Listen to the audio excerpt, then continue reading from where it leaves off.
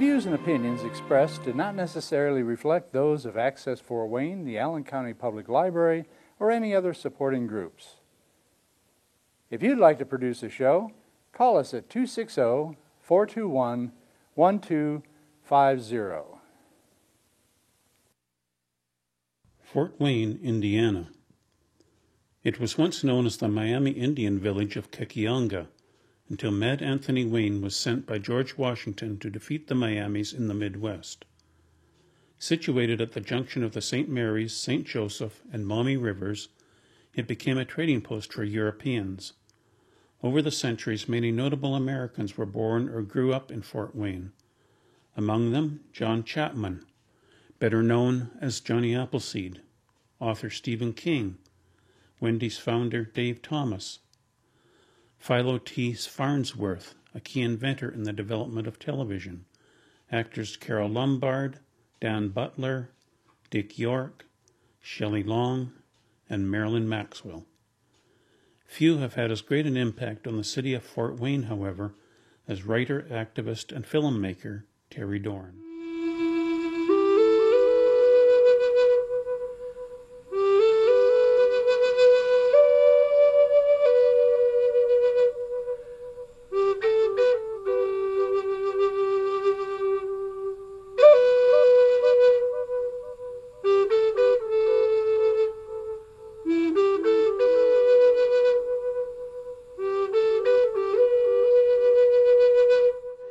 I was born here, St. Joe Hospital, Fort Wayne, Indiana, 1941, 19th of July. St. Joe looks pretty much the same. I see some additions to it, but same location, same hospital. When I was born, my mother, who had mental problems, although for about the first 12 years of my life, she was a wonderful mother. And she started going downhill. But she had a thing about wanting a girl because her mother died when she was a little girl. My mother was 9. And she wanted girls to spoil and make pretty. And when the nurse came in and said, "Mrs. Doran, here's your lovely baby boy," she let out a scream and headed for the window, and the nurses had to hold her back. So that's my beginning. In March of 2014, Terry presented a Readers' Forum play and discussion at Indiana Purdue Fort Wayne about being raised by an abusive and mentally ill mother. Get out of my sight, you repulsive brat. I wish you'd never been born. I hope you die. The sight of you makes me sick. I'm going to the adoption agency today and trading you for a girl. If I've bounced from feeling guilty, depressed, rotten, worthless, to why should I feel that way, that no good be, but somewhere deep inside of me I have sympathy for her.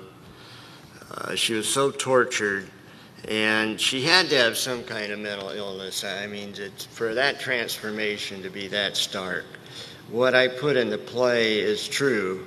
I mean, I could have put a lot more, of course, but she was loving and kind, and then became, in that one passage Jennifer read so well, just that was typical, day in, day out.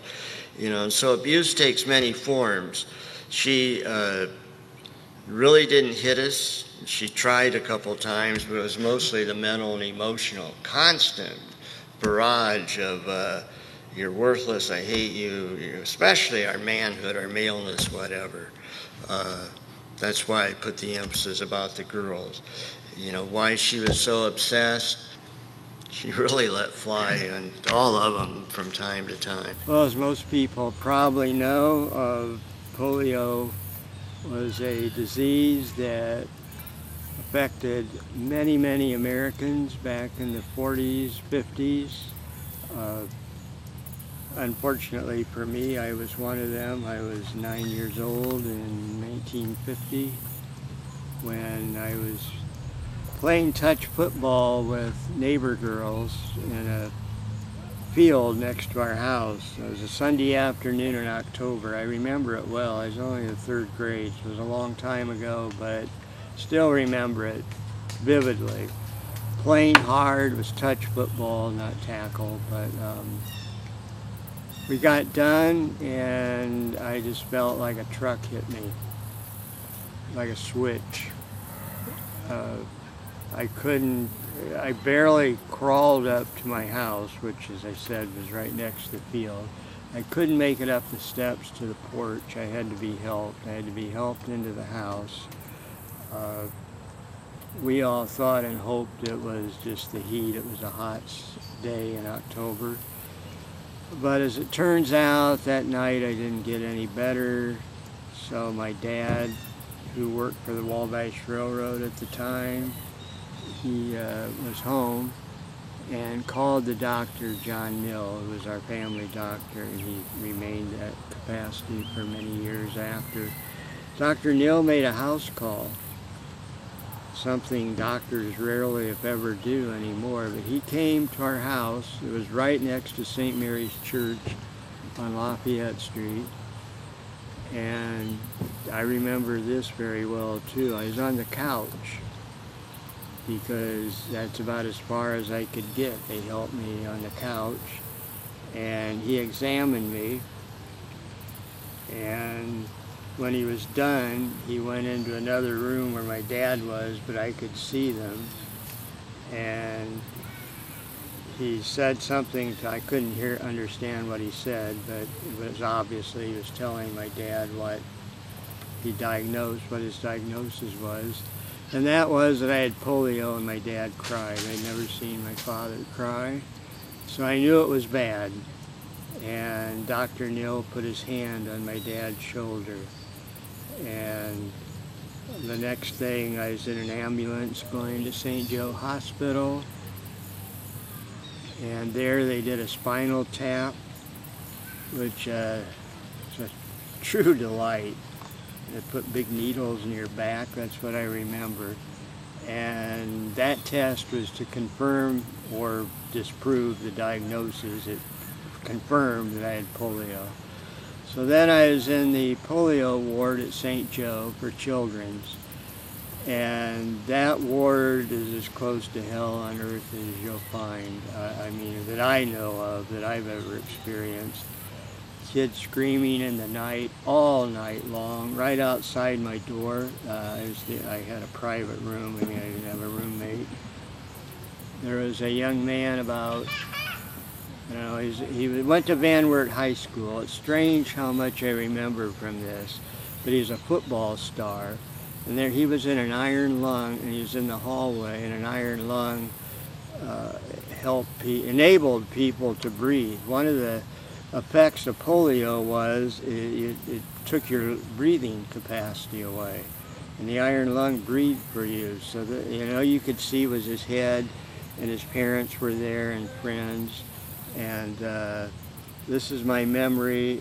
And I thought I was in terrible shape, but I learned a lesson. Compared to other people in that ward, I was in relatively good shape. My neck was paralyzed. I was in pain, but nothing compared to what those other kids were. I was probably there for a week. I don't remember exactly how long. And I did therapy in a pool. It seemed like the pool was in the hospital, where they soaked and had you do exercises, and eventually I recovered. Polio, I would say, maybe the single biggest event of my life. Obviously, I remember it well. It made me realize, even at a young age when I was otherwise healthy, that take nothing for granted, that you can be afflicted at any time. That's what I was. As a healthy little kid, it suddenly wasn't. The other thing I remember about polio was the first time I ever got my name in the paper.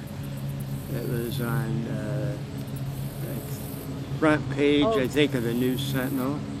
It just said local boy diagnosed with polio, and I forget what case number I was, but as I said, a lot of people got it. It wasn't just me. so I feel very, very fortunate to be here and still recovered from it. That area, 1117 South Lafayette, was very interesting. It was sort of a poor part of town, but it was close to downtown. My mother would take me hand in hand downtown to places like Wolf and Dessars, no longer here, but a Fort Wayne landmark, treasures. People still talk about it, write books about it. Their motto was, "The customer's always right," and they meant it. You were treated like royalty at Wolf and Dessars. I still remember their little cafe and going shopping there, and my mother taking me to cowboy movies at the Wayne Theater, which is no longer there. It was on downtown. Then there was a restaurant on the corner downtown. The restaurant was on the second floor. I think it was like a Myers drugstore. And you could watch the people walk and all the cars and the trolleys. You know, back then, talking late 40s era, there was no shopping malls, no answering machines, no cell phones, no computers. You're probably wondering, how in the heck did you live? But it seemed better. And those memories I will always have and cherish with my mother.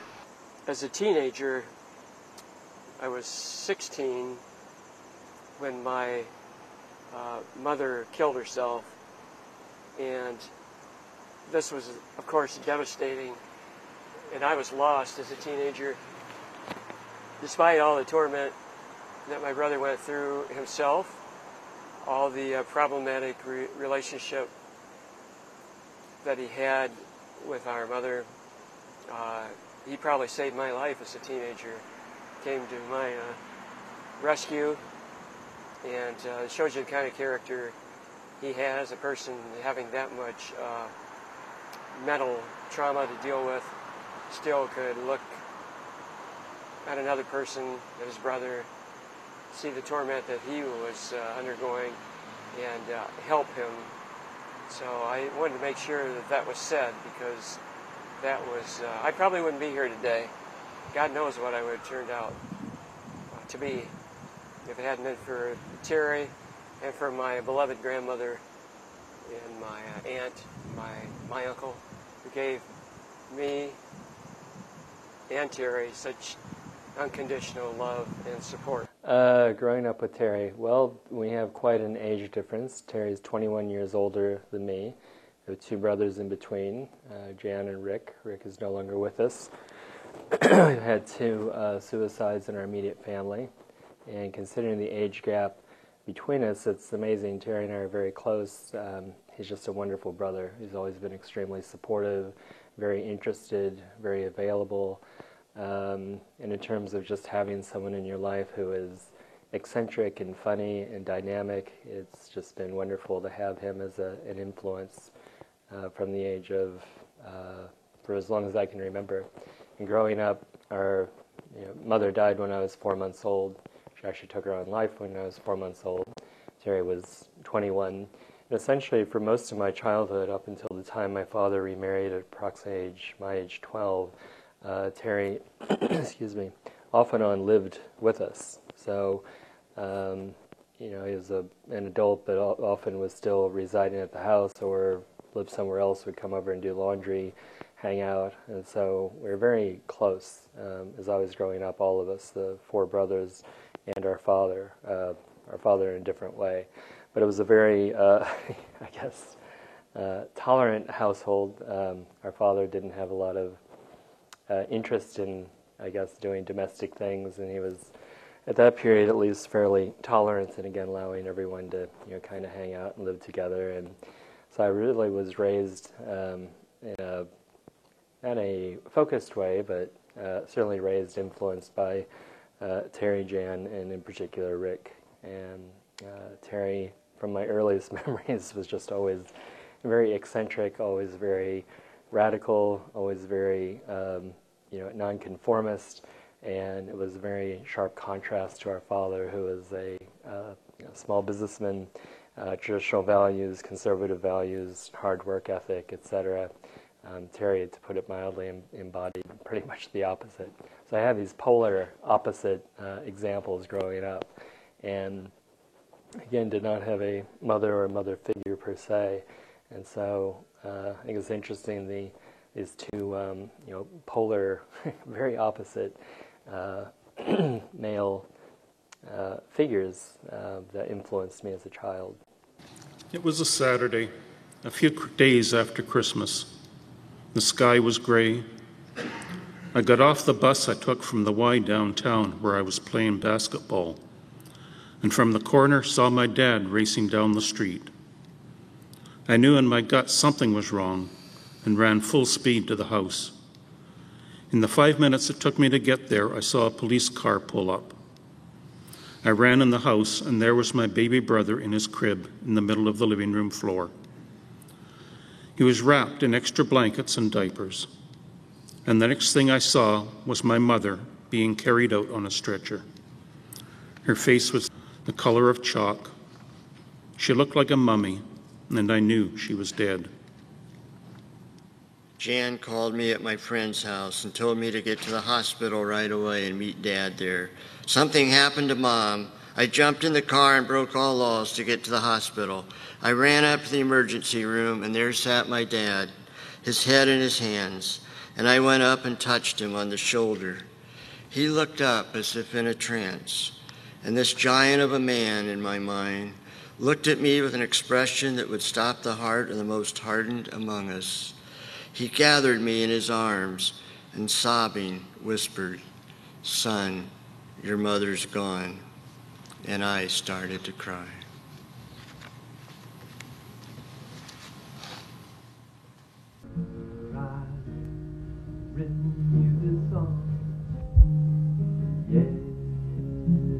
Another about a love gone wrong. Though it hurts to sing it, I want to bring it home to you where it belongs. I would have loved you if only you left me. I could have broken the spell of your trance. But since you met me, you only forget me. We both know I never had a chance.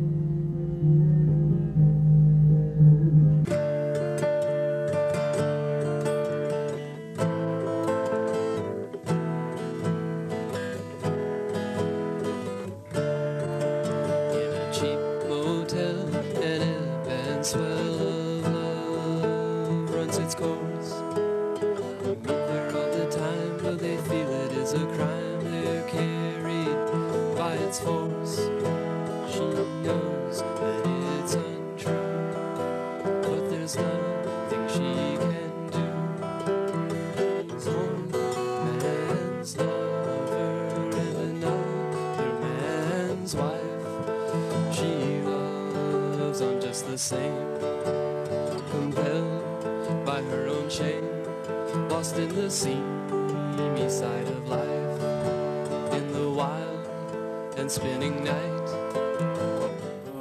After I got out of college, I became a teacher. Long story short, I got suspended in the middle of the year for, I would say, my views on the Vietnam War. Those weren't the official charges. One charge was inciting a riot. Must be a pretty important guy to be able to incite a riot. But when I got suspended, the students, it was a small school in western Indiana called Granville Wells High School. Well, actually it was all 12 grades were in that school, as I recall. But I taught in the high school, mostly English, sometimes Latin. And the kids, I was called out of class to the superintendent's office, and he started out being nice and said the principal had an issue with me, and it was a personality conflict.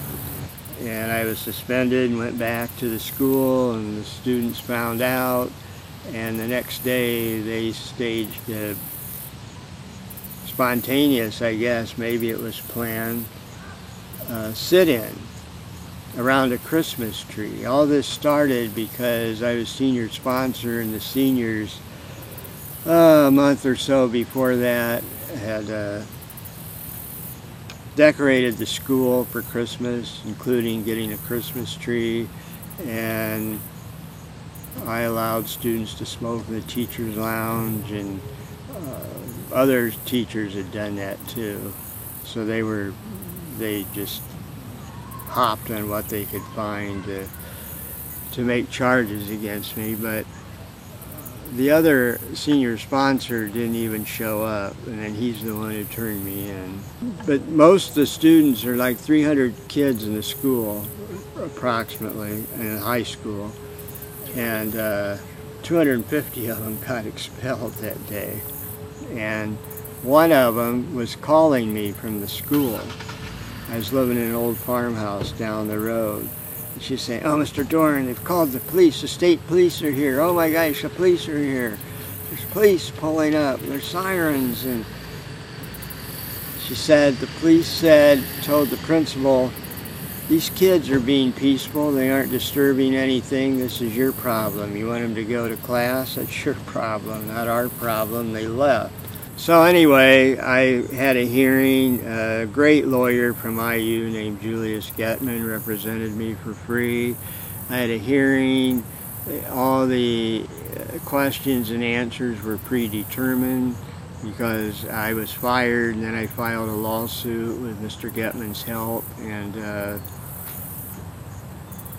another lawyer then figured out somehow that all those school board members got together before the hearing and made up the questions and the answers, so it was a kangaroo court. So out of all that experience, I started the folk school as sort of my way of saying, I didn't deserve this. I can make a school better than public schools. And in some ways it was for 2 years. We never had funding, but it was a big, big part of my life. We had an office, somebody must have given it to us because we never had money, above Regal's. Regal's is downtown. It's a famous landmark Fort Wayne store, mostly a tobacco store, magazines. I think it might have been one door down. Anyway, Jim Getch, Friends of Third World, they also had an office there.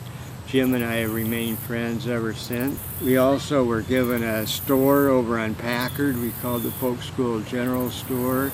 We sold handmade stuff, from things like you do, crochet items, to artistry items, all kinds of stuff.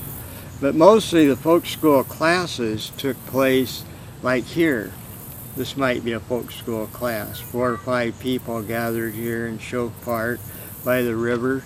Beautiful sunny day in the fall, and discuss anything from cooking to Vietnam War, to I had a class called Daydreaming Workshop, and we had classes all over town, in people's houses, in church parlors, anywhere and everywhere.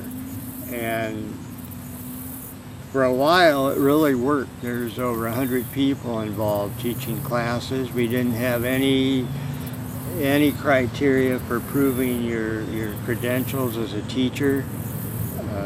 Maybe if we'd grown, we would have had to have done something like that, but that was one of the allures of the folk school. It didn't have a lot of rules and regimentation to it. And we also had, this was a public, these classes were open to the public, so you could sign up for a cooking class, or a literature class, or a drawing class, or just all kind of karate. I remember we had a karate class. So you had no structure for this vote? We had some structure. I mean, you'd have to sign up and register and enroll, and if you're a student, you'd sign up. I mean, but eventually we just had people started showing up. I mean, there's people that said they were folk school students that I never knew and had no idea they were, and they just started showing up. I mean, if you had a class that was on your porch at 6 o'clock on Friday, it's not like we were there, you know, monitoring it. You just, people would enroll because, of course, if you're having a class and you have supplies and that sort of thing, you have to have an idea of who's going to be there and what age and all that. We had another component of full-time students. We had about 6 kids that had dropped out of school that just could not function in public schools.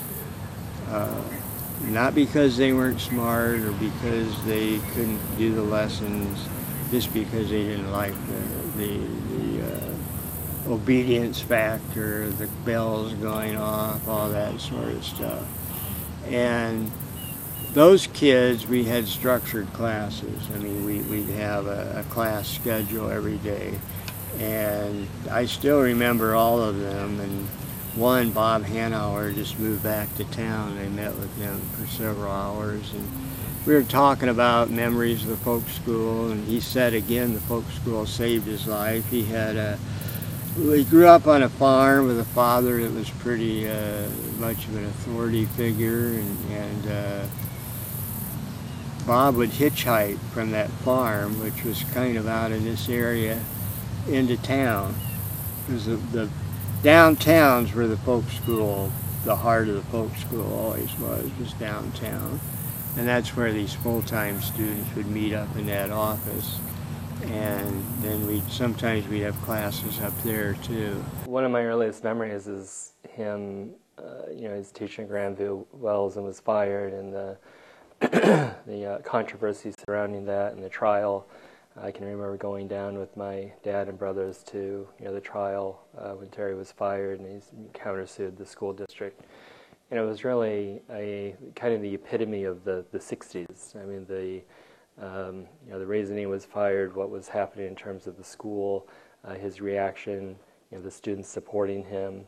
And he then, from that, went into and formed the Fort Wayne Folk School. The Fort Wayne Folk School was, again, for me as a little kid, a very non-traditional approach to education.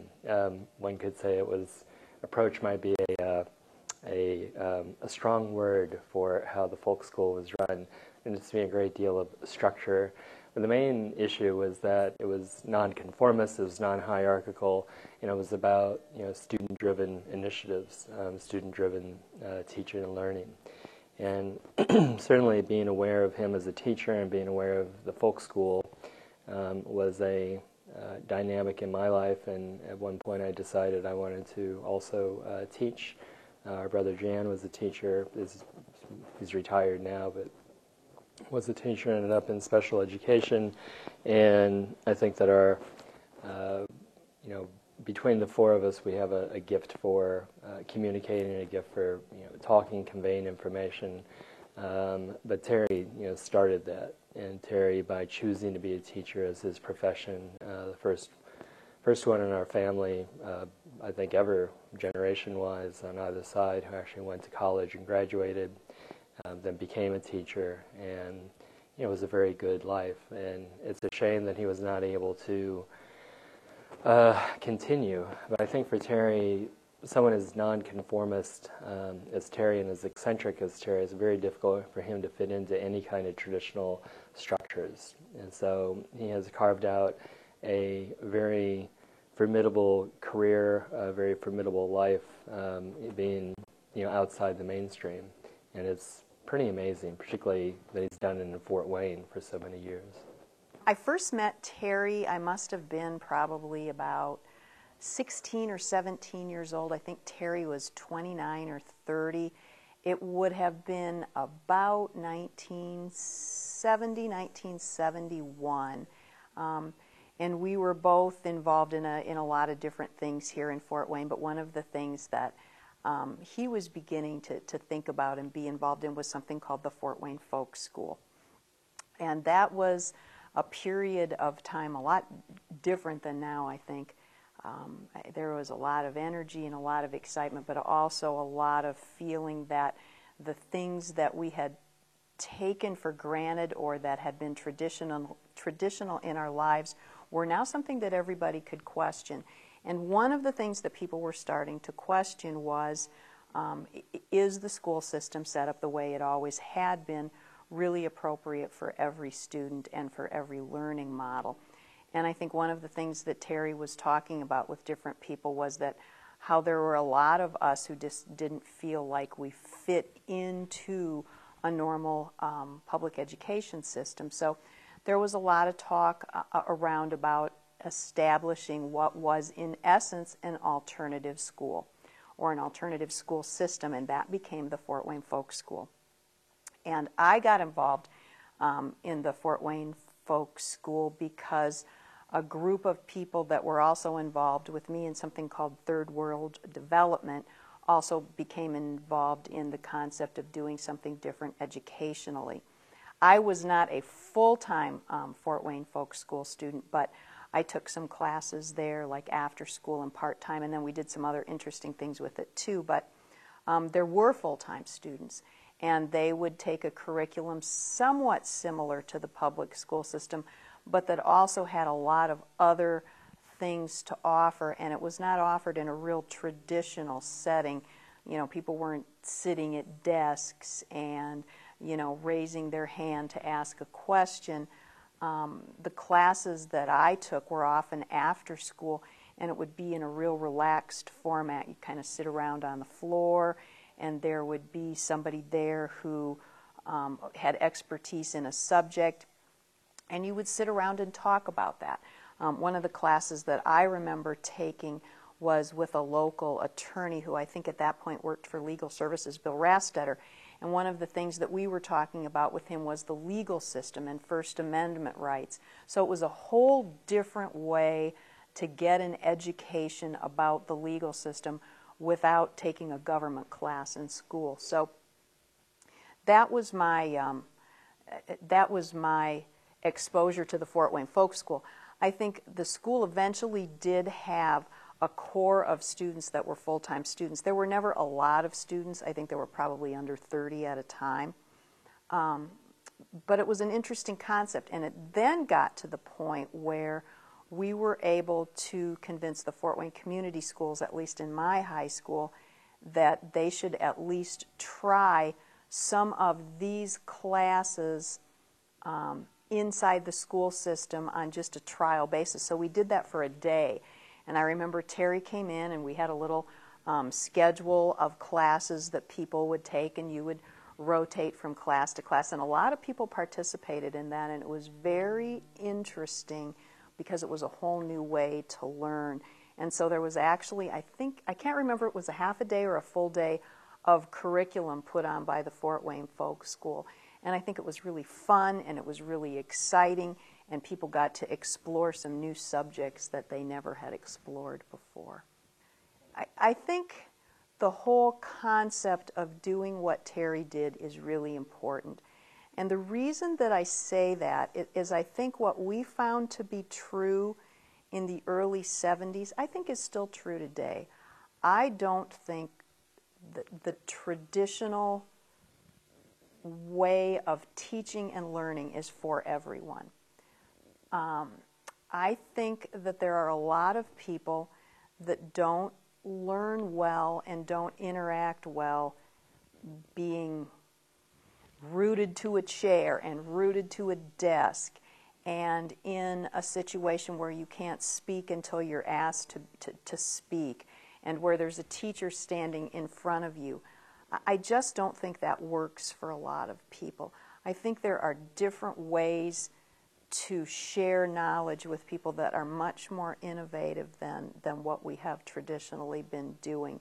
And so I think there's still room for the whole concept that Terry had of a folk school. Plus, I think there's a lot of things that are important to learn that, because of budget constraints and whatever, may not be taught in a traditional school setting. So I think the things that he was interested in and the things that he found to be truisms probably still have a lot of value today. I think a lot of us that were involved in all of that owe a lot of thanks to him for giving us a whole new way to think about things.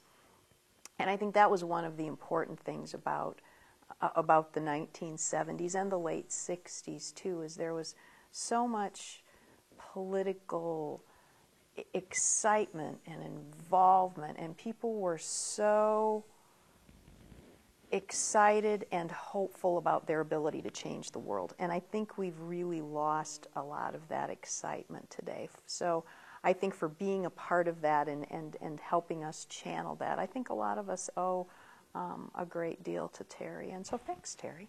It was great. I had a blast.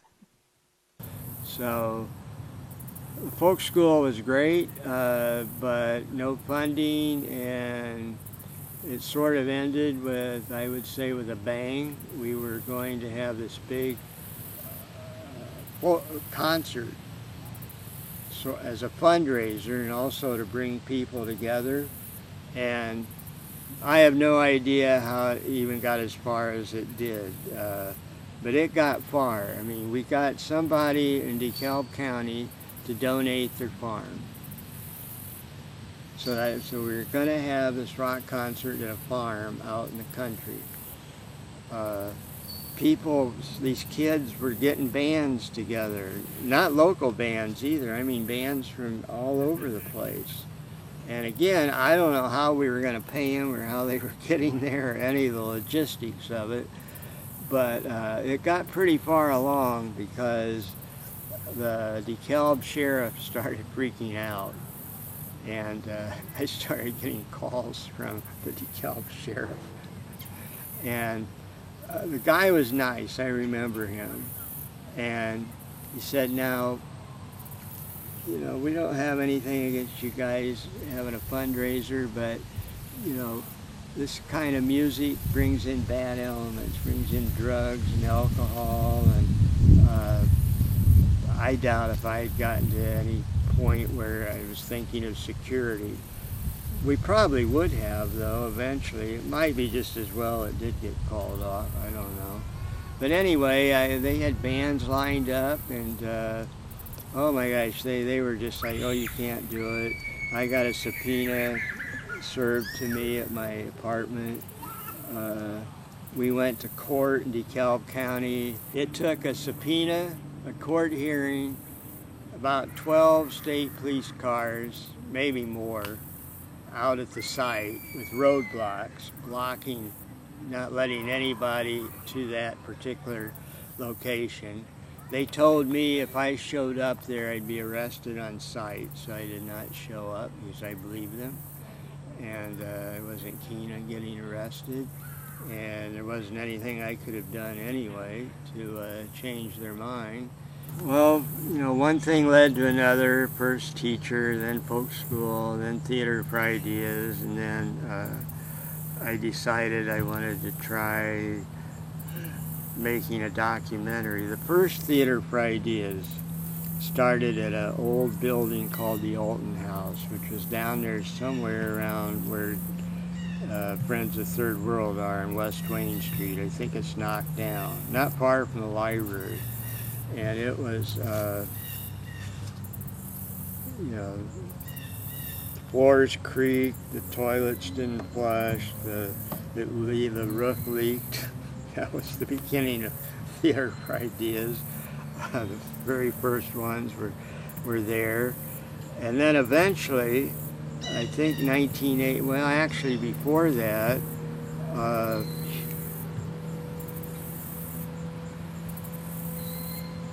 we started videotaping. A gentleman named Bill Makeley, who had come from New York City, where he's a video guy, filmmaker, and he ended up in Fort Wayne, and he worked with me. We got some funding from a program called CETA that doesn't exist anymore, so we actually got paid salaries. and this was probably the late 70s now. And this is when we videotaped them and took them out to Citizens Cable in New Haven.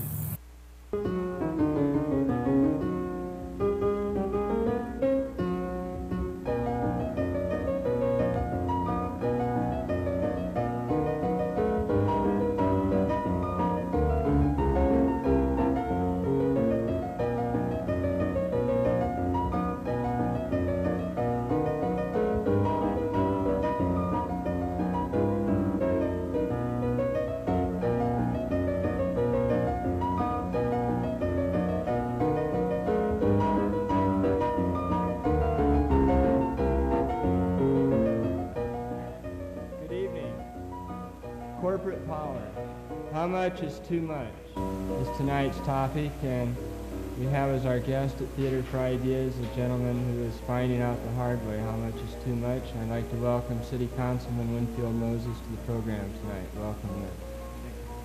It's a rather unusual program in that we're only having one guest. Those of you who are familiar with theater know we usually have a panel.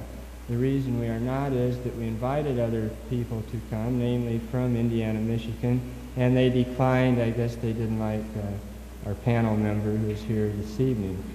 So it's pretty much from Winfield Moses' point of view tonight. We could begin tonight by just asking Win, how much is too much? Well, Terry, I ought to tell you too, I know you invited Indiana and Michigan. Just as a highlight of perhaps what's a little bit much, just before I left to come down here, I received a telephone call from one of the news media that said Warren Wiedenhofer, the public relations director from Indiana, Michigan, had called him and asked him if he would tape the show for him, if he would pay him to do that. And of course, the fellow turned him down. Well, I'd like to formally welcome Warren. If someone here is surreptitiously taping the show, I'm delighted.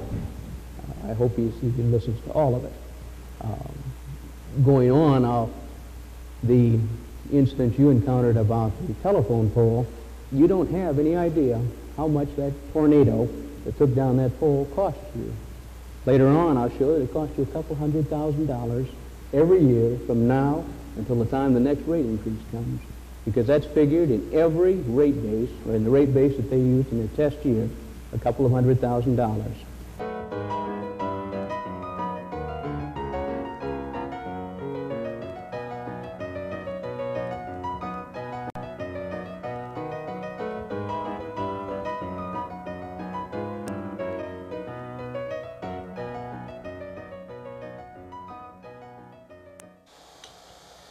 Every day the headlines fairly scream at us with news of terrorism, bombings, murders, which would suggest that we are a brutal and violent society. But if this is what our daily lives are filled with, what do we do to escape, to get away from it all? Many of us turn to television, to news coverage, and to such programs as Beretta, Starsky and Hutch, Kojak, and many others too numerous to name, but all with one thing in common. They're all filled with blood and death. The more gory and gruesome it seems, the better. But is all this real-life bloodletting the fault of television? Does TV coverage and programming contribute to violence, or at least, or even cause it, or merely reflect it? Perhaps the answer lies somewhere between these two extremes, but we're still left with the one basic question. What is the purpose and responsibility of television? Is the purpose to educate, to give people what they want, to make a profit? For without a clear statement of purpose, there can be no reasonable responsibility. And then in 1981, we got a grant from the cable company, which was one of the things that resulted from the franchise award that the cable company, which now is Comcast, would give a percentage, like 1% of their profit. Don't quote me, it maybe wasn't 1%, but something around in there, for cable programming, equipment, etc. And we did the very first show when cable came to Fort Wayne at then there was a new auditorium in the library down on Main Street, and We did the very first show in January 1981. By this time, Bill had left Fort Wayne and moved to Albuquerque and started his own public access program. But the very first show was called Rock and Roll, Friend or Foe. It was well attended, it was live. We did 52 live shows, about did me in, from January through October. We got Hey, old time you use it. Gotta be rock roll music. If you wanna dance with me, if you wanna dance with me, I got no kick against modern jazz. This is Theater Fridays. Welcome, all of you. I'm Terry Doran to the premiere program of a 52-part series, New Television for a New Decade, and the debut of public access television in Fort Wayne, Indiana. Tonight, our topic, one that has raged throughout the past few years locally, the Coliseum controversy, rock and roll, friend or foe. But throughout the world, this subject has caused controversy, ever since a man named Elvis Presley swiveled his hips and put beat to the music. Drug, alcohol, crackdown catches 40 and so forth. We had a rather strange headline in August of '79, 22 busted at concert, but city police pleased. I don't know what they were pleased about. But eventually, the very first documentary I did was with Channel 21 WPTA TV, called The Shadow of the Dream, which was about Betty Jane Spencer and this murder which happened on Valentine's Day of, I think, 1978, and check the dates. That was my first documentary. The title meant, The Shadow of the Dream, was there's a shadow on the American dream because the victims are ignored. And to a large extent they still are, but it did get a lot of attention. And Mrs. Spencer is a terrific spokeswoman for the cause, as you can imagine. She herself was shot. Her sons were shot in the back of the head with sawed-off shotguns by 4 boys about the age of the boys they murdered. And she was shot. And she was wearing a wig, and they shot the wig off, and they thought she was dead. She wasn't, and when they all left, she got up and crawled to a neighbor's. It was an incredible story. I couldn't make anyone realize what it was like because it was so horrible. I know of no words to compare it with. They lined us on the floor, right here in our living room, in front of the coffee table. And they shot us all at close range. I was shot twice in the back. And then they discovered that I was still alive. So they shot me again, and this time it hit my shoulder and my head. I never did lose consciousness. So I know what it's like to be murdered. I just didn't die. They all sprang from the same soil, growing up in rural Indiana, less than an hour's drive from each other. 8 boys, the oldest 23, the youngest 14. 4 were called All-American boys. They are dead, murdered. 4 are killers. Shortly after midnight on Valentine's Day, 1977, Betty Jane Spencer survived a murderous attack in her Hollinsburg, Indiana home that left her son and 3 stepsons murdered by shotgun blasts in the head. Known as the Hollinsburg Massacre, the crime is one of the most senseless, horrifying, and widely publicized in our nation's history.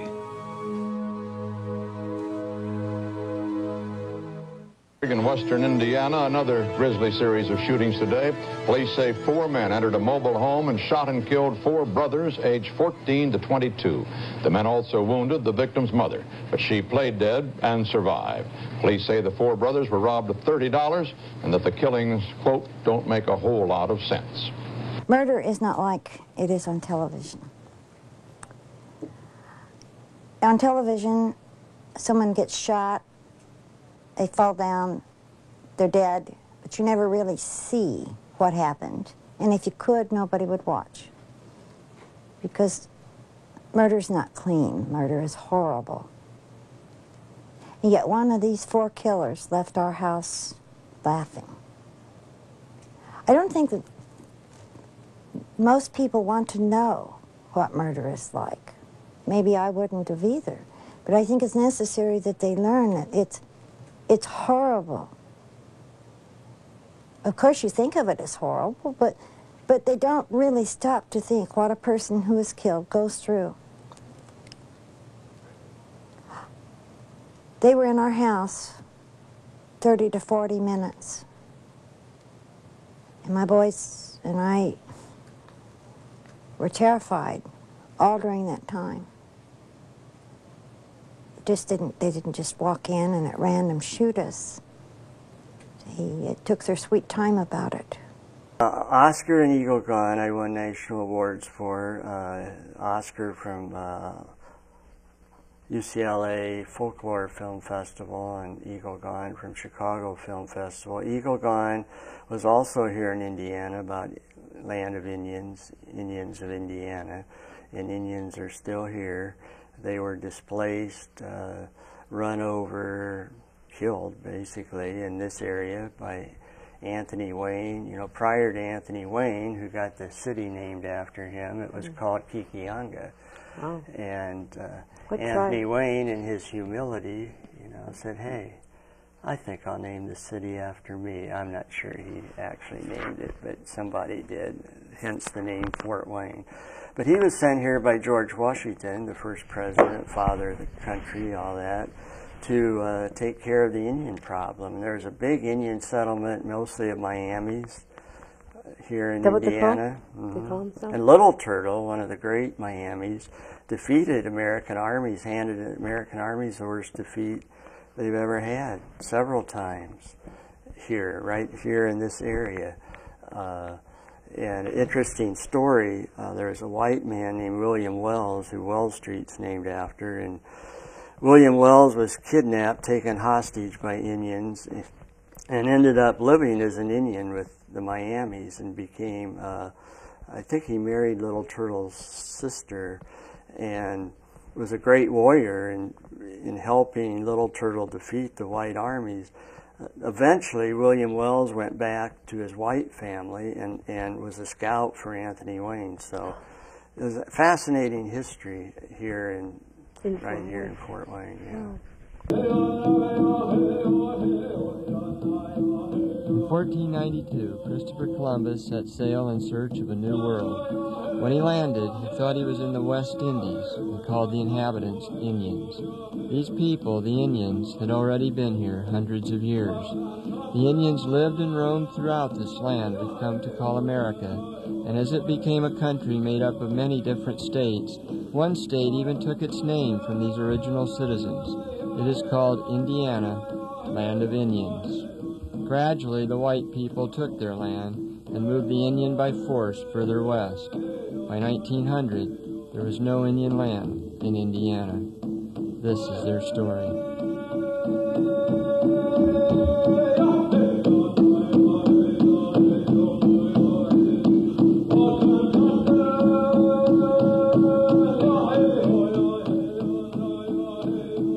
One day, after recording this in his journal, Columbus was making plans to enslave his newfound friends.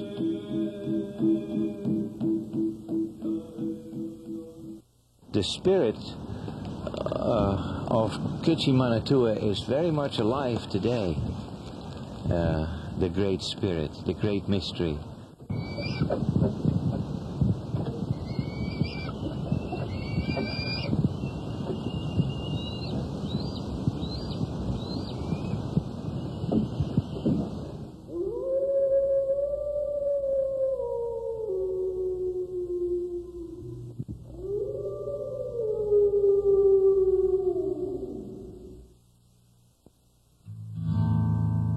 They came down the river, out of time into time, steeped in myth and cloaked in romance.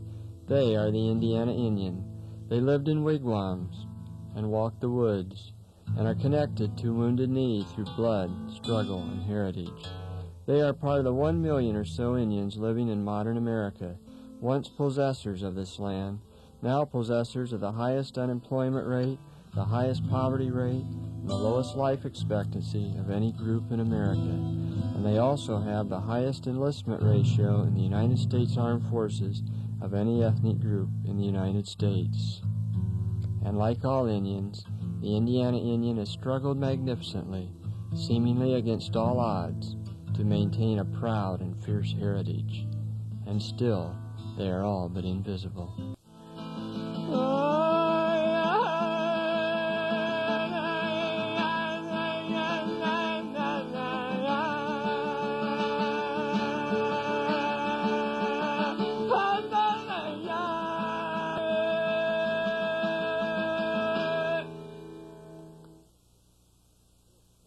The whites, too, shall pass.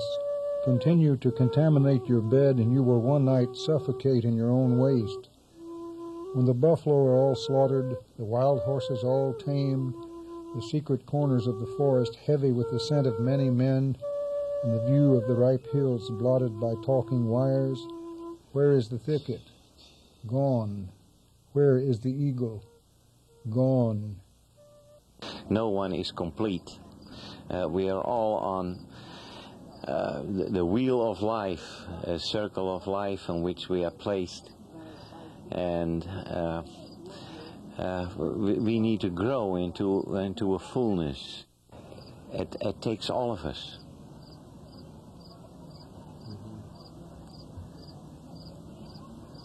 And it is in us that the great mystery lives and is alive. We took their land in the name of God, crushed their spirit in the name of progress, destroyed their culture in the name of civilization, and now we are doing it to our planet and ourselves. The earth is bellowing out its complaint, and the American Indian became whatever we needed them to be, drunks, savage, majestic. The Indian, of course, is none of these. They are something far more complex. They are human. And here they are yet, the American Indians, stronger in number than ever before. And if we are to grow into fullness as a species, we must now, finally, put away these old myths and turn to new truths that really aren't new at all. They've been here maybe forever, since the first white man stepped foot on this American earth, this Mother Earth, and saw before him a beautiful dream. The American Indian pulled back a curtain to reveal a vision, a spirit reflected in the silhouette of an eagle outlined against the misty waters, there in the gray dusk of the breaking dawn, and its message seems clear. To learn the value of quiet and the beauty of all living things, to measure progress in smiles and whispers rather than smirks and booms. One would expect no less from the messenger of the gods. Here in this nation, inspired by the most beautiful dream of all, that all people are created equal, that vision is there still, waiting. Will we ever dare to look?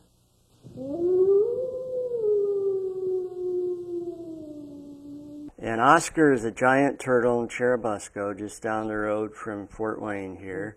And in 1949, this farmer named Gale Harris discovered a giant turtle named Oscar on his lake, actually a big pond. And oh my gosh, the hoopla that resulted, word got out, and this was before television, all the news came on the radio, and 5,000 people were lined up there in Churubusco, this little town, causing a massive traffic jam from all over the United States, hoping to catch a glimpse of this turtle, mostly on Sunday afternoons. They trampled down his farm, went over fences, over his crops. His wife, Betty, said she would be sitting in the kitchen having a cup of coffee and turn around, and here comes somebody out of her bathroom, saying, got any coffee? I mean, this was before, I think, Porta-Johns and all that kind of stuff. So their house sort of became a concession stand, place to get warm. And eventually, he lost his farm, had sold it at an auction, and never did get the turtle. So it's a mystery whether it really existed. But he went to the trouble, I'd say to people, always ask me, did he exist or not? Was he real? I don't know. That wasn't my intent. I was trying to document the human element, the problems this man encountered in trying. He got famous. He got very famous from it. I don't think he got money. And he went to the trouble of draining his lake in October. This started in March 1949. And you have to ask yourself, if it's a hoax, and you know it's a hoax, would you go to the trouble of draining your lake? I mean, the ground caved in. It was a gigantic ordeal, and they still never got Oscar. He got appendicitis right at the very end, had to go to the hospital, and when he got out, all what had rained and filled the lake back up. But it's a fascinating story, and I was lucky. I won an award, got to go to Hollywood. Oscar didn't go. He was too big to fit in the airplane. 500-pound turtle, you know. Listen, this is a new soup, see? McBender's Mock Turtle Soup. And here's what they advertise. Now get this. They say if you don't like this soup, return it to your dealer and get double your money back. Yes, but you won't know if you like it till you eat it, and if you eat it, how... Ladies and gentlemen, we interrupt this program to bring you this special news bulletin. A giant turtle has been sighted on the property of Gail Harris in a little lake just outside of Churubusco, Indiana.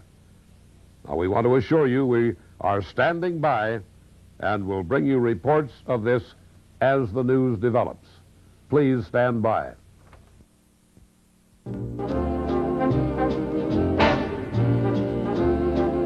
It is 1949, a year on the edge, the end of the war, the beginning of a witch hunt, a simpler time about to become complex, and polio is a national epidemic. In Indiana, Hoosier hysteria runs rampant.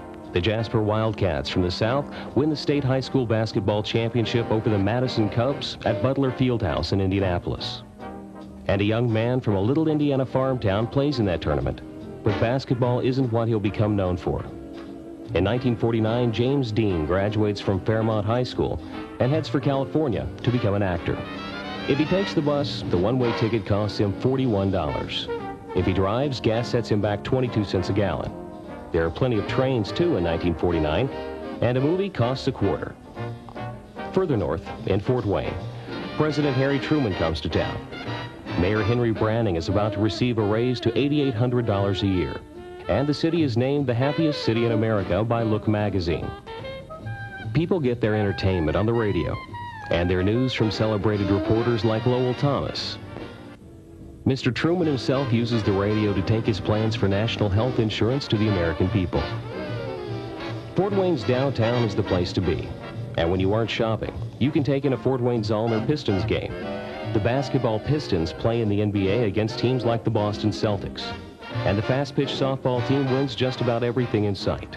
In the summer, you can go watch the Fort Wayne Daisies play in the All-American Girls Professional Baseball League.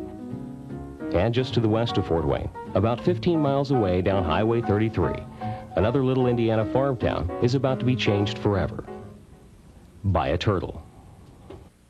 There's so many people that got into the thing and wanted the guy to be dishonest on this thing, and I just couldn't do it. I just couldn't. I feel there's a hereafter, and I intend to make it. I don't think a guy can make it when he knows he's doing something that isn't right. We don't lie. Folks, there are maybe 4,000, even 5,000 people out here from all over the country. And I mean, it's cold, really cold. The sky is heavy with gray, and it's wet and raw. But that doesn't seem to bother the crowd, though. One fella, John Falk, told me, they just sit there as quiet as if they're in a church pew. The Journal-Gazette, that's a Fort Wayne paper, says there ain't been this much excitement since the A-bomb. Just cars everywhere. 400 an hour passes by the Harris farm. Sit on the highway and walk in and drive into Harrison and come down. And the police, they always had to use their siren to get down through the traffic, to get down close to the pond. And it was amusing. It was a lot of fun. The first person to see the turtle during the time you lived there was your brother, is that Right. correct? Who was out there fishing with a friend? With his son-in-law. With his son-in-law, okay. And this was about when, the summer of 48, approximately? Yes, it must have been about Probably more. summer of it. Okay. And you were living there. How long had you been living there about? Oh, probably. I don't know if we'd even been there a year yet. Probably about a year. And what, he came up to the house. Do you remember what you were doing that day? This day really changed your life, didn't it? Yes, it did. Well, not so much right then, because that was my brother, and his son-in-law came up, and my brother said he saw the biggest turtle he ever saw in his life down there. Well, my brother was quite a kidder, and we didn't believe him. But he insisted that he saw it. And we didn't take it real serious until our barn roof needed repairing, and my husband and our pastor, Reverend Orville Reese, came out and helped him. They were up on the roof of the barn when they saw it then. So after they saw it, then they had to believe my brother. I told Reese that we was going to find out what that thing was. So we got in the boat, went out the boat, and we seen something in the water. And he was looking down on that side of the boat. I was looking on this side of the boat. He said, well, here it is over here. And I said, no, here it is over here. And well, he says it can't be. And I said, well, it is. Right there it is. There's its tail. He says, there's its head right there. And we had the boat right over it then. And that turtle was that size then. A lot of funny stories. One of the funniest was they brought in a female, the assumption being Oscar was a male. They brought in a female sea turtle from Florida on a flatbed truck and put her in the pond, and thinking that romance would strike and Oscar would let his guard down and come up to, but Gail's son said all that sea turtle did was make a funny noise and pull them around in a rowboat. You know, they were in a rowboat and had it kind of like on a leash. And my other favorite story is the diver, Woody Rigsby. The Chicago Tribune, the Chicago papers were big in this, you know, and so they got Woody, who's a local guy, and a diver to go down looking for Oscar. He never got him either, but I asked Woody, I got to interview him too, and I asked him, well, what would you do if you had caught him under there? He says, well, I'd have held on to that tail for dear life. And I thought, good thinking, Woody. What else are you going to do with a 500-pound turtle? And you better hope he's in a good mood, too. Oh, my goodness. During that time, a lot of stuff took place. I mean, folk school classes spawned ideas that resulted in the forming of the women's movement in Fort Wayne. I'm even credited in Miss Magazine as being the founder, if not the founder, a founder of the women's movement in Fort Wayne, which became the Women's Bureau, which is a very, very high-functioning social agency. It started Access Fort Wayne, public access television. Those first Theater for Ideas were videotaped and played out at Citizens Cable in New Haven, which is owned by a businessman named John Bonzib. And Mr. Bonzib made a big deal out of the franchise application of community programming using Theater for Ideas as a prime example. And he got the franchise award for Fort Wayne, which started Access Fort Wayne. So a lot of things came out of that, a lot of ideas. I remember the idea for Johnny Appleseed and ArtLink, and I'm not taking credit, I'm just saying that these were all things that people were talking about. So in the respect that it generated ideas, it inspired people, folk school was amazing. On June 26, 1975, the FBI raided the Pine Ridge Indian Reservation in South Dakota. A shootout took place in which 2 FBI agents were killed. Leonard Peltier was charged with the murders and, despite evidence that would show his innocence, was convicted of those killings. On November 2, 1989, Terry interviewed Leonard during a phone call from prison. Welcome to Theater for Ideas tonight, a very special program, and justice for all with a big question mark. I'm Terry Doran. I'm pleased to introduce our guests all the way from Washington, D.C., Yvonne Bushyhead. Yvonne and I have talked many times on the phone, exchanged letters. First time I've had the privilege of meeting you. Very glad you're here. Our other guest will not be here in person. He's Mr. Leonard Peltier. Mr. Peltier is in federal penitentiary in Leavenworth, Kansas. He is there for the murder of 2 FBI agents, June 26, 1975. He is widely believed to have been framed by the United States government. That's what we'll be talking about tonight. On June 26th, there was a firefight at the Jumping Bull Ranch.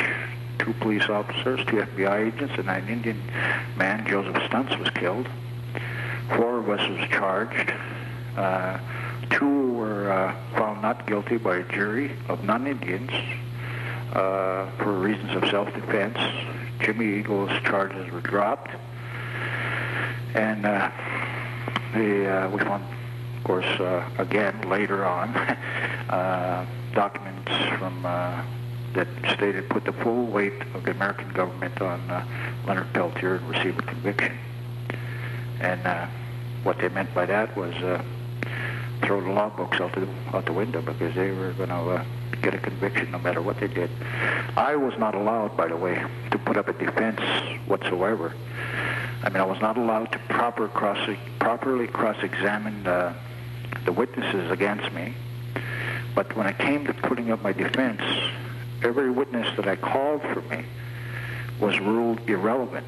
So therefore, I wasn't allowed to testify in my behalf. And the only witness I was allowed to call was a character witness. And of course, the end results was a conviction. We also had on the jury admitted racists, which are, we all got, this is all documented. This is all documented. We had a hearing on it. She made derogatory racial statements against Indians before she even knew she was going to be selected to be on this jury. And, you know, the rest is 14 years in prison, attempting to get out, trying to fight to get out of here. How long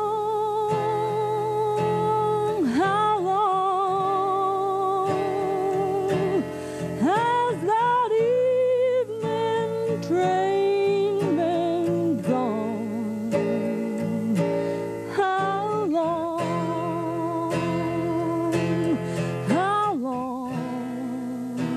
tell me how long.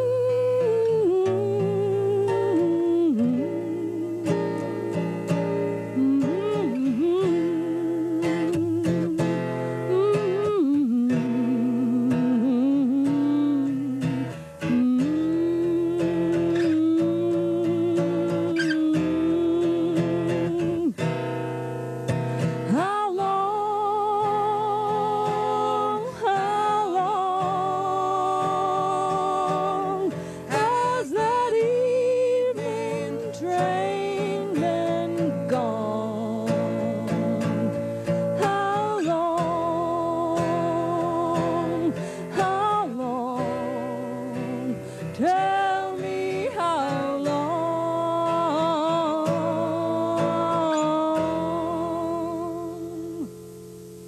Yeah, I met a lot of people on there, and they all seemed, you know, nice, and I just had a really good time, and I'd really hate to see Amtrak go. I think it will be a tragedy for thousands of people, because I've really seen a turnover in the last 2 days that I've been traveling. Turnover of a lot of people, you mean? Right. I've heard that there hasn't been any trains and people aren't going by train, and they don't want people by train anymore. And boy, I sure saw different today. Good evening and welcome to Theater for Ideas. Tonight, the sad song of the American Railroad. What is the future of Amtrak, and what are the causes of its current financial crisis? Dan, I'd like to begin with you, and if you will, and kind of fill us in on what's happening in Washington, maybe trace a little bit about some of the reasoning that was going to cut back on Amtrak and what has happened. I know there's been some changes.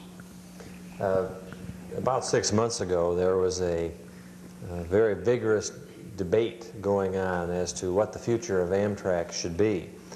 The original proposal by David Stockman from the Department of the Budget was to reduce Amtrak's subsidy back to $613 million a year. This is the point that Mr. Stockman thought that the railroad could still function at, yet the Amtrak people responded by saying, well, that would reduce our service only to the Northeast Corridor.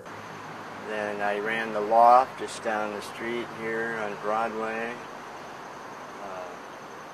We're standing probably about 3 blocks down.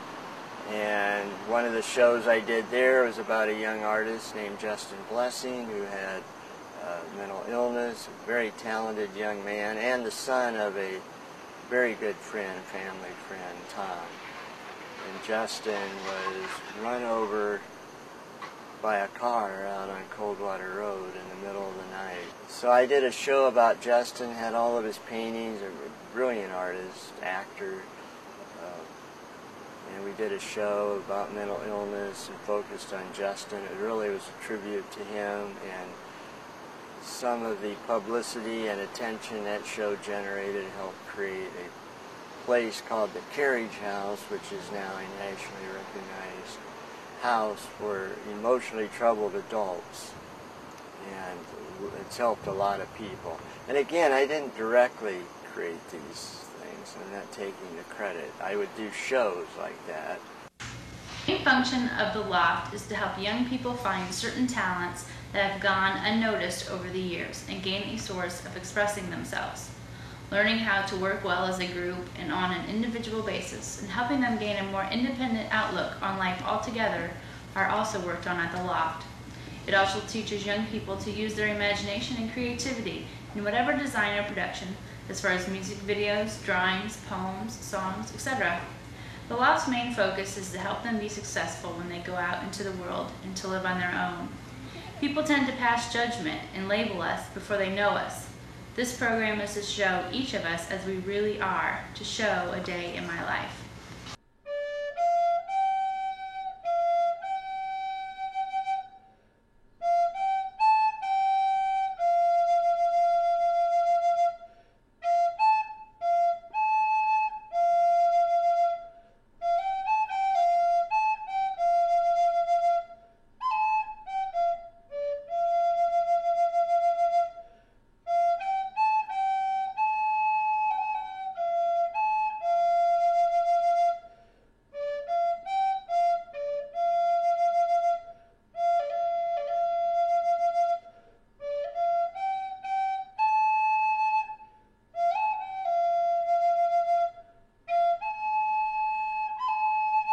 Ask Medical Clinic, which served poor people in the area, or anybody that needed help that couldn't afford to go to the doctor.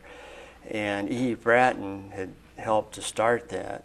And it was abruptly closed for no reason and never did open again. And so everyone involved with the Ask Clinic was upset. So I put together the staff and some of the volunteers, patients, and called it Ask Speak Out. I will stay on and do this program, but I have to have access to my office and my charts. That night they took our keys. 3 days later they changed the locks on the outside doors. So I would not have access to do that. Locking the doors is and changing the locks is serving the mission of helping people. Yeah. If there were not places like Ask, the food bank, that's what I places did. like that, there are a lot of people don't have no income. Amen. I depended on and my that does friends. not say that you. The doctors take a hypocritical oath to take care of people.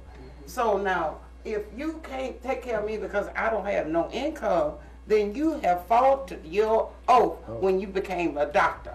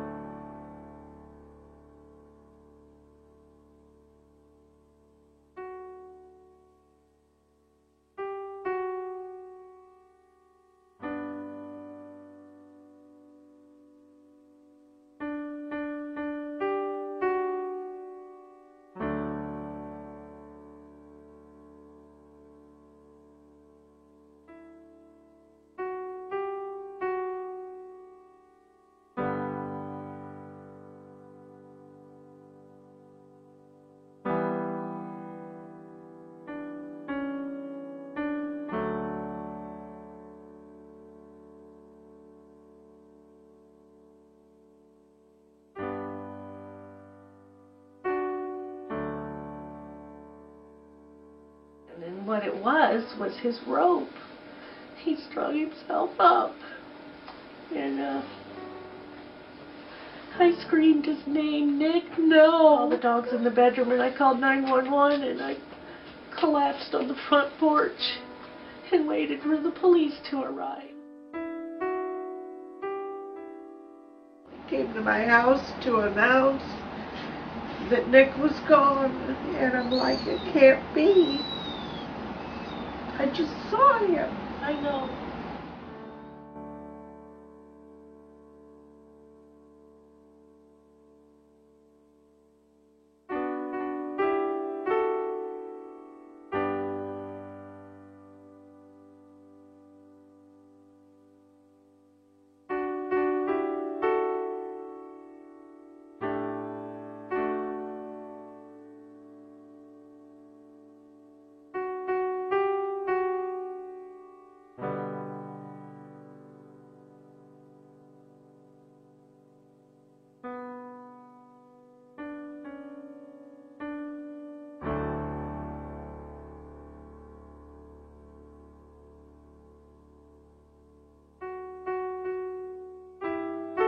Talk about his disease, but he'd talk about his daughter. He loved her very much. This checkup, okay, you get the checkup and go on, but then if we get sick in the middle and everything, you know, well, how dare you get sick?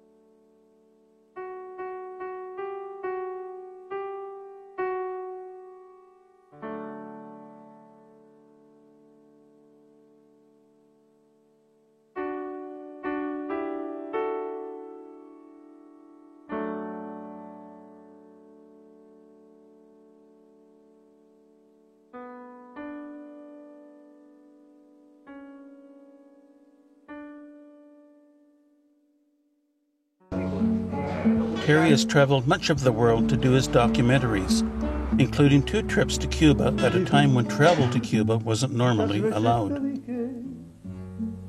Que antes de hacerlo había que pensarlo muy bien. Que esta unión de nosotros le hacía falta carne y deseo también. Que no bastaba que me entendieras y que murieras por mí. Que no bastaba que en mi fracaso yo me refugiara en ti. Y ahora ves lo que pasó, al fin nació. Al pasar de los años, el tremendo cansancio que provoco yo en ti, aunque es penoso, lo tienes que decir. Por mi parte esperaba que un día el tiempo se hiciera cargo del fin.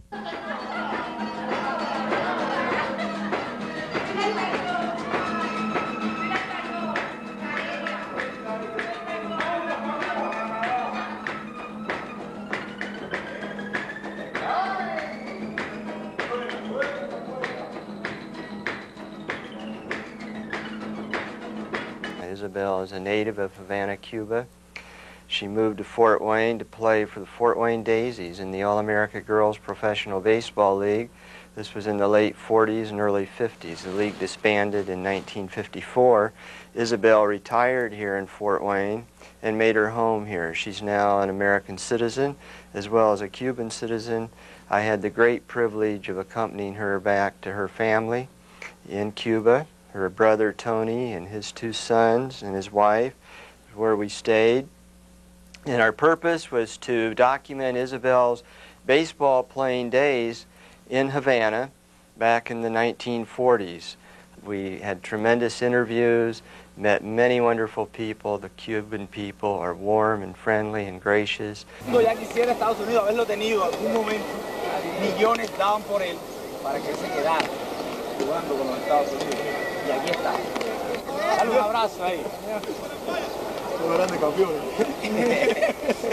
I went to Cuba with my friend Isabel Alvarez.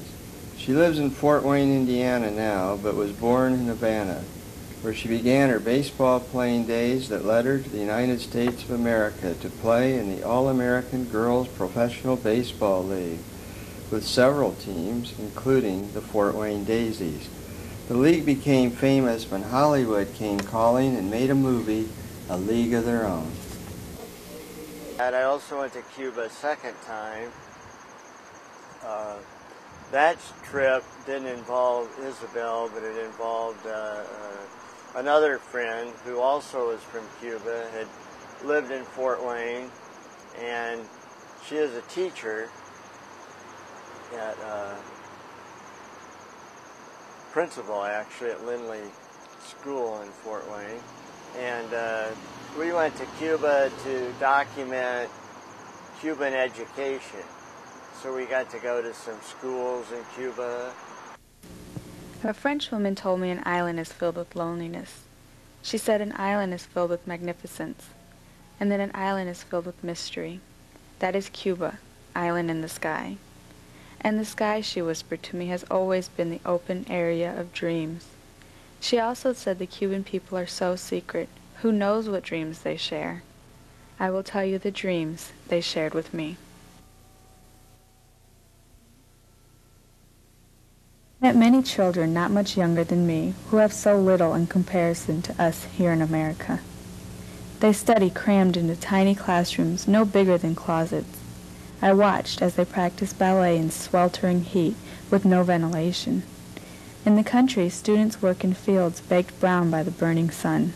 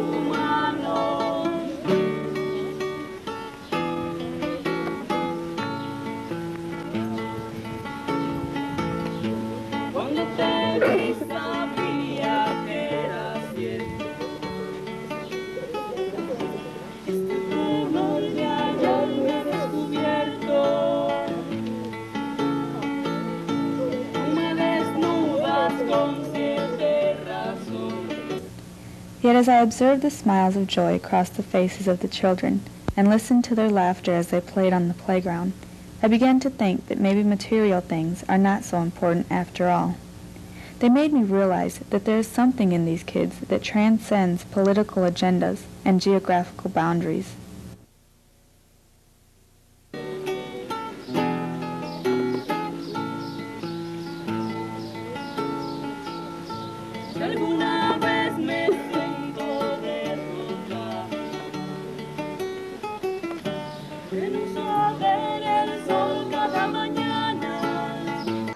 That trip, on the way back, what happened, you know, you aren't allowed to go to Cuba, so yeah, we had special permits from the State Department to film, for me as a filmmaker, for her as an educator, and yeah, these charter planes. The planes have to go through another country. You can't just go from Miami to Cuba. You have to land in Bermuda for some bizarre reason. So, getting back, something happened to the charter company. They had lost their license, and we couldn't get a plane out. And so she, my friend, had just paid extra money and got another plane and got back. She had the permits with her because she's the one who had organized it. And I just waited. And it was very memorable because at the Cuban airport, we'd go out there and you'd be told, you know, the plane is going to leave today. You'd get there, there'd be no plane. There'd be guards in the airport. The people that were on the charter, I was the only American, are Cuban people from Florida who had come to Cuba to visit relatives. You know, it's very touchy because those people hate Fidel Castro. They had to leave their homeland. So they aren't really big fans. And they were paranoid. They thought this was a Castro ploy to do them all in. So I'm thinking, well, this is great. I don't even know what they're saying over the loudspeaker. What these armed guards. I mean, it was scary. It was bedlam. Finally, we got a plane, got to Miami airport. It was a Sunday afternoon, and there's hardly anybody in the airport. It was surreal. I mean, you'd think Miami would be packed with people, and it was empty. And so we're going down through the airport, through customs. There's like 30 Cubans and me. And I stopped to go to the bathroom. While I was in the bathroom, U.S. Customs agent comes in to arrest me. He says, "Do you have a permit?" I said, "Yeah, but I don't have it with me." So, you know, I tried to explain. He says, "You're under arrest." So he drags me into this big room. They throw my luggage out in the middle of the room. I just throw it out. All my clothes and stuff are flying. And it's Sunday, so there's no way they can call the State Department and verify that I have a permit. And they kept saying I was Cuban, which I wasn't. They manhandled me. It was nasty. It was scary. Finally, they take me to this guy who was lived in Miami, but he was from Cuba, and he questions me, and I tell him why I was in Cuba, and he actually had gone to the school where I had filmed. If he hadn't gone there, he knew about it. So he believed me. So they released me. It's terrifying. As I said, it's not all glamour making documentaries.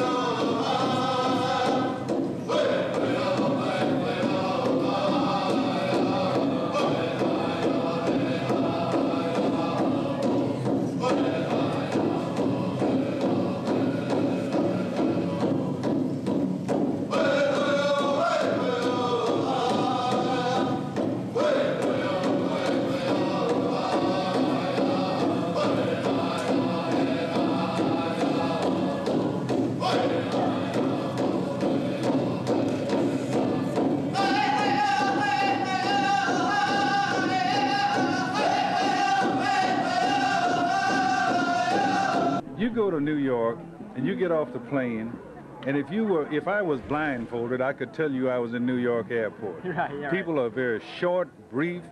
Taxi drivers snare. Exactly. Now the difference is you come along here in this part of the country, and you get in your car and you drive up and down any highway you want. You don't even have to know the people. You wave, and people will wave back to you as you drive by. There's something beautiful about that. You know, it's an extended family. People, all they have to know is just sort of have some idea you belong to some community, and people will kind of look out for you in the ways they can.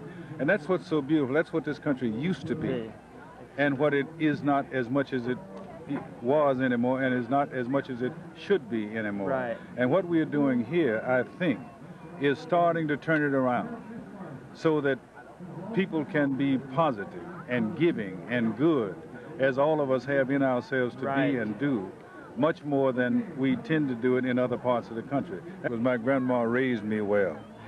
No, it's true. I mean, where we were, the way we were, and that's the thing I love about this area too.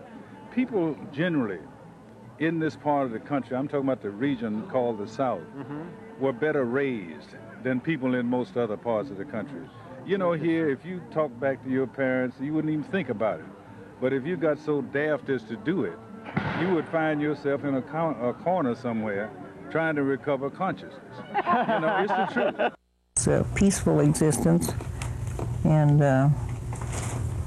if people would share their food, go to their cupboard and get something out to share with somebody, I'm sure that they'd feel better. Miss Virginia is another Fort Wayne icon, a lady that just lived down close to the inner city, close to downtown.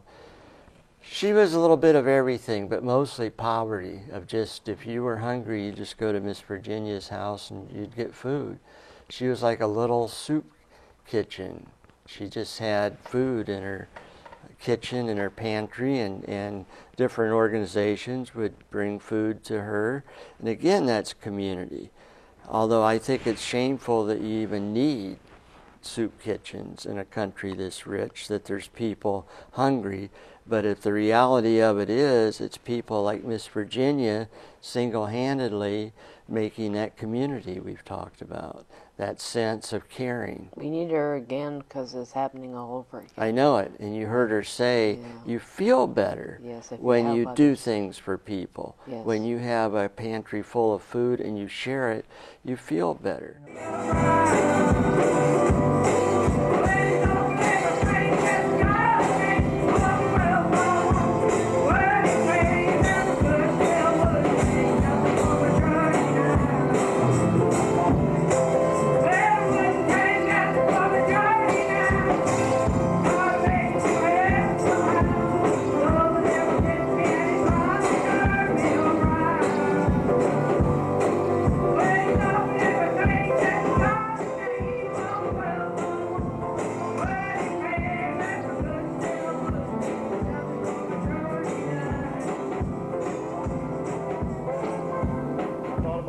My dog. Freeman. Weak side. It is to Rob Merriweather. Passing into the pivot, deflected and knocked away. Picked up by Ron Barnes of Fort Wayne Central. He's under the defensive board to Ron Kennedy. Kennedy down the right side. Quick pass into the pivot, deflected, knocked out of bounds. It will be Central Catholic's ball. 9-6 to score. Central out in front of the first quarter. 5:26 to go. Inbound pass. Wiley throw goes out of bounds. By Rodney Merriweather. Central Catholic, there were two high schools right downtown, Central and Central Catholic. Central is a public school, Central Catholic, obviously the Catholic school. And I don't know about exactly when, I think in the late 80s, the Church Catholic decided to tear it down and make a parking lot out of it, even though they said they wouldn't do that. I mean, the building was still in good shape, but, you know, it takes a lot of money to run a building, keep it up, and all that. And what they're doing now is closing up a lot of schools now. Yeah, exactly. And what I like about that is the voice you heard. It's Hilliard Gates, another Fort Wayne legendary broadcaster, who also was the broadcaster in the famous movie Hoosiers, made here in Indiana, and Hilliard did some of the broadcasting on that. And another man that I grew up with, you know, listening to high school basketball games like Central Catholic and Central, and that was the gymnasium, and I loved that it was empty. And this was right before they tore it down, and so you could just kind of see all these ghosts of all the people in that building over the years that had so much fun at Central Catholic. Terry also went to South America, particularly to see and tape the famed Nazca lines in Peru. On his way there, he stopped off in Ecuador.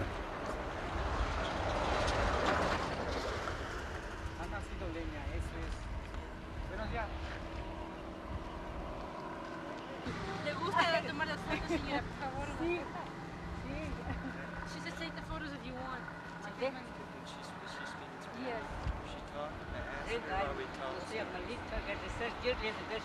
Con aumento. Regalarte con la propina lo que nos toma foto. How far? ¿Cuánto, señora? ¿Cuánto distancia usted camina? Oh, ya que a González, ¿cuánta distancia será? A la González, ¿verdad? Ajá. Sí. ¿Y aquí allá tiene 1,5 kilómetros? Sí, creo que es a González, dice. ¿Cuántos kilómetros viene trayendo hasta acá? ¿A Otavalo? No. ¿Ustedes de dónde traen? Aquí dice la ley. ¿Cuántos kilómetros?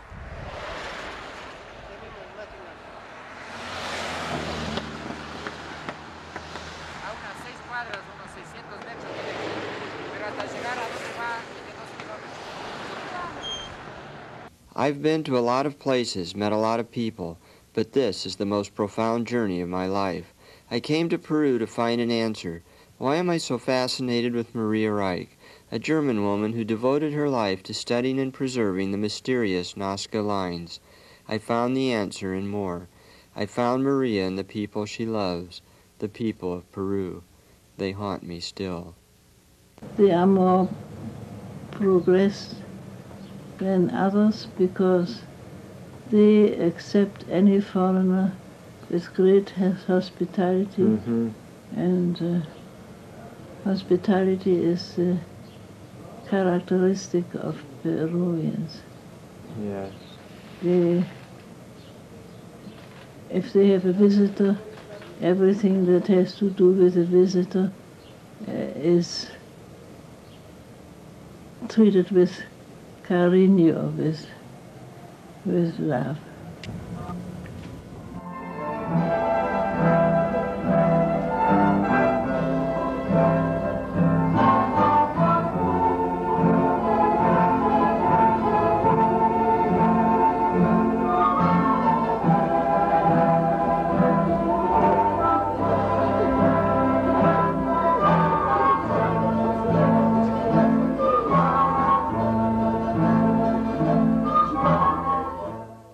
My travels took me all over Peru and several thousand miles from my Indiana home.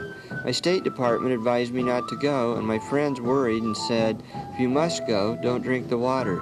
With that bit of wisdom, I set off for Maria's home in Nazca and for Dream.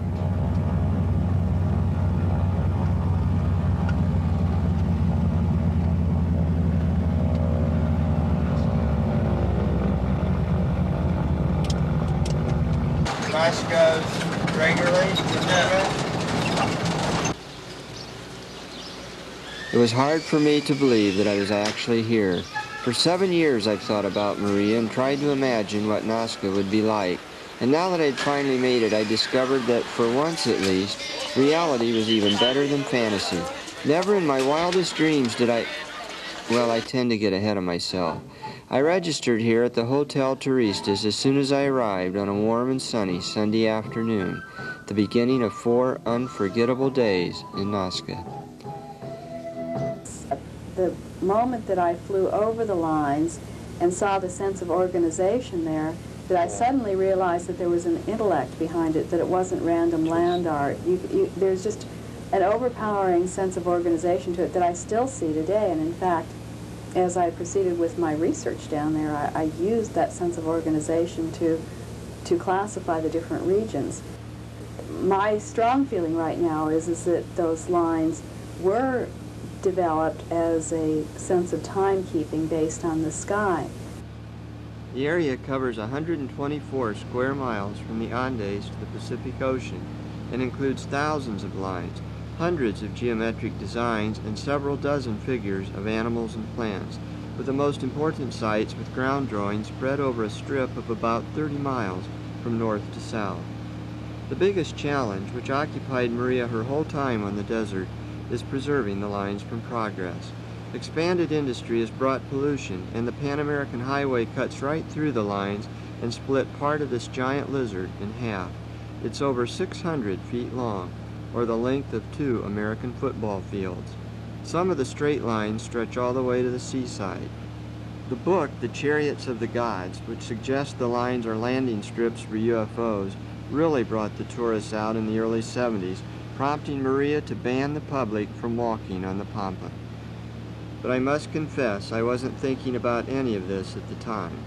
Tomas knew what I was thinking and feeling and reached over and turned on the cold air and gave me a little bag to... Well, never mind. Let's just say that here I was, fulfilling my fantasy of flying over the lines, and all my stomach would let me think is, please God, no more Nazca line. Well, I, for a number of years, was a organizer and campaigner for environmental organizations. I lived in Australia for approximately 14 years, quite a while, and during that period of approximately 15 years ago now, maybe longer, I organized a conference on the Tibetan wilderness issues, and the Dalai Lama was the keynote speaker. And Terry came to the conference and was there to document the conference and the work.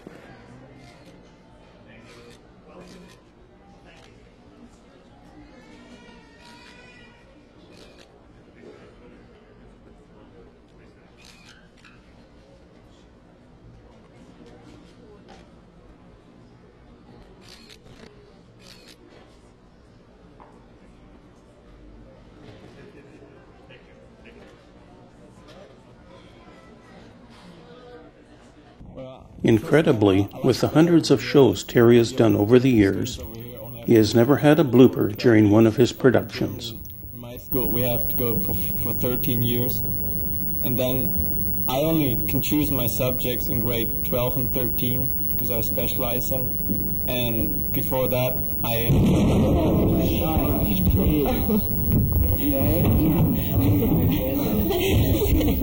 This is one of those things about live TV.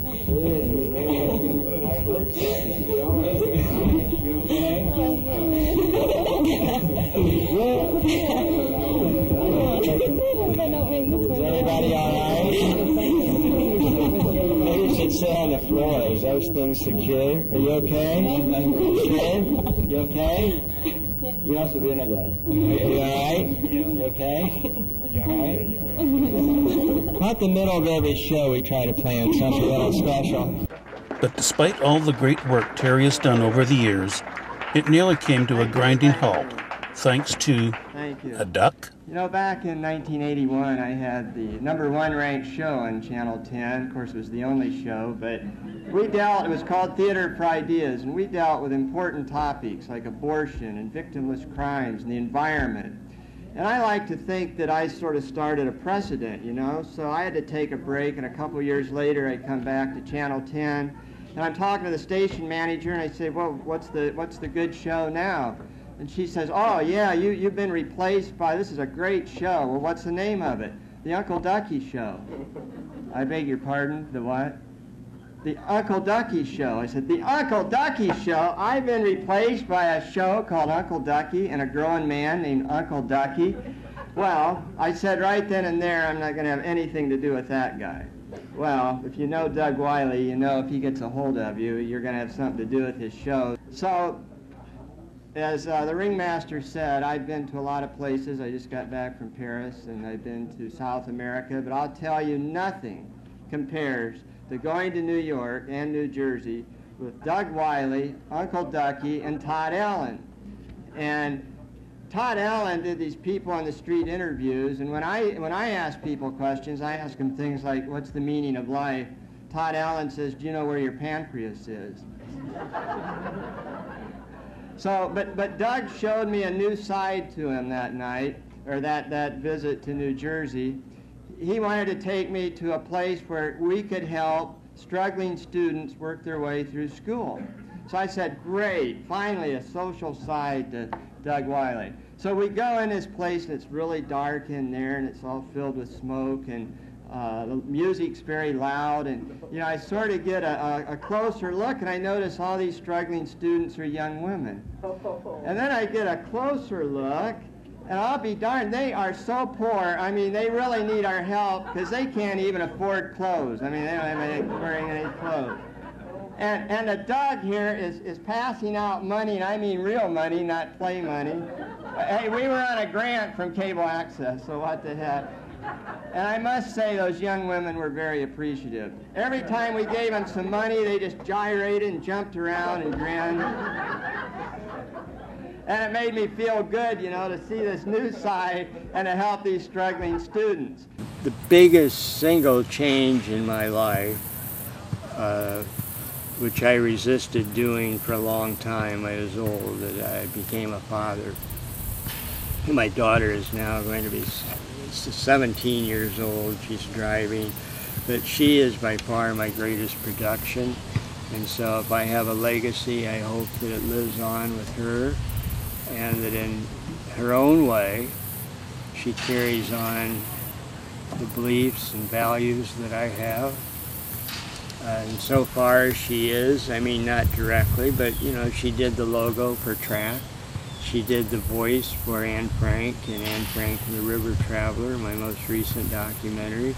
So she's part of what I do. At the same time, I want her to be her own person, have her own life, and she's doing that too. So I feel very, very, very fortunate to have such a lovely daughter at any age, let alone at a later age, so to speak.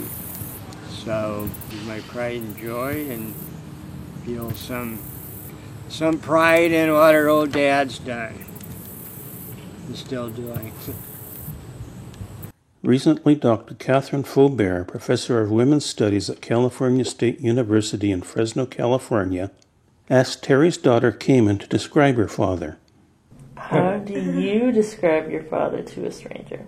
Probably eccentric and intelligent. Whether it be the plight of the homeless, the mentally ill, the injustices suffered by Native Americans, those who can't afford health insurance, victims of child abuse, or countless other causes, Terry has been front and center.